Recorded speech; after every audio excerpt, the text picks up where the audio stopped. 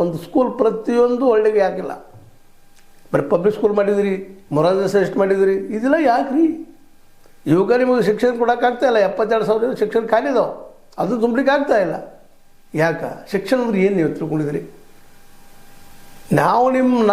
ನೀವು ನಮ್ಮ ಮಕ್ಕಳು ಎಲ್ಲರೂ ಬಿಲ್ಡಪ್ ಆದ್ರಪ್ಪ ಅಂದ್ರೆ, ಒಳ್ಳೆಯ ಶಿಕ್ಷಣ ಆಯ್ತಂದ್ರೆ ಈ ದೇಶ ತಾನೇ ಅಭಿವೃದ್ಧಿ ಆಗ್ತಿದ್ದಲ್ರಿ. ಯಾಕೆ ನಮ್ಮಲ್ಲಿ ತಿಳ್ಕೊಳಕ್ಕೆ ಬರ್ತಾಯಿಲ್ಲ? ಯಾಕೆ ಇದನ್ನು ಮಾಡ್ತಾಯಿಲ್ಲ? ಇವತ್ತು ಈ ದಿಶೆಯಲ್ಲೆಲ್ಲ ಚಿಂತನೆ ಮಾಡಬೇಕಾಗ್ಯದ. ಎಲ್ಲ ದಿಶೆಯಲ್ಲೇ ಕನ್ನಡ ಯಾಕೆ ಸಾಯ್ತಾ ಇದೆ ಬಾರ್ಡರ್ದಲ್ಲಿ ಅಂದರೆ ಇದೇ ಕಾರಣ. ಒಂದಿದ್ದು ಬಾರ್ಡರ್ ಮೇಲೆ ಕಲಿಯೋ ಆಸಕ್ತಿ ಇರೋದಿಲ್ಲ, ಉದ್ಯೋಗ ಇಲ್ಲ, ಕಲಿಯೋದಿಲ್ಲ. ಎರಡನೇದಾಗೆ ಸರಿಯಾಗಿ ಕಲಿಸೋ ಸ್ಕೂಲ್ಗಳಿಲ್ಲ.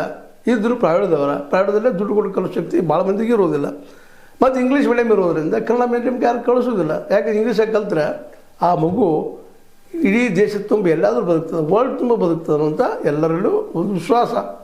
ಇದನ್ನು ಮುರಿಬೇಕಾಗಿತ್ತಪ್ಪ ಅಂದ್ರೆ, ಕನ್ನಡ ಉಳಿಬೇಕಾಗಿತ್ತು ಅಂದರೆ ಸರ್ಕಾರಿ ಸ್ಕೂಲ್ಗಳನ್ನು ಸ್ಟ್ಯಾಂಡರ್ಡೈಸ್ ಮಾಡಬೇಕಾಗಿತ್ತು. ಪಬ್ಲಿಕ್ ಸ್ಕೂಲ್ ಅಂತೀರಿ ಅಥವಾ ಈ ಒಂದು ಮೊರಾರ್ಜಿ ದೇಸಾಯಿ ಸ್ಕೂಲ್ ಅಂತ ಕೈತ್ರಿ, ಅವು ಅಷ್ಟೇ ಯಾಕ್ರಿ?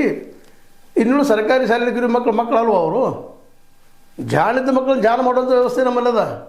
ದಡ್ಡಿದ್ದಂಥ ಮಕ್ಕಳನ್ನ ಜಾಣರನ್ನಾಗಿ ಮಾಡಿ ಹೋರಾಟಕ್ಕೆ ನಿಲ್ಲಿಸಿ ವಿದ್ವತ್ ಜನರನ್ನಾಗಿ ಮಾಡೋದಕ್ಕೆ ನಮ್ಮ ಕಡೆಯಿಂದ ಯಾಕೆ ಸಾಧ್ಯ?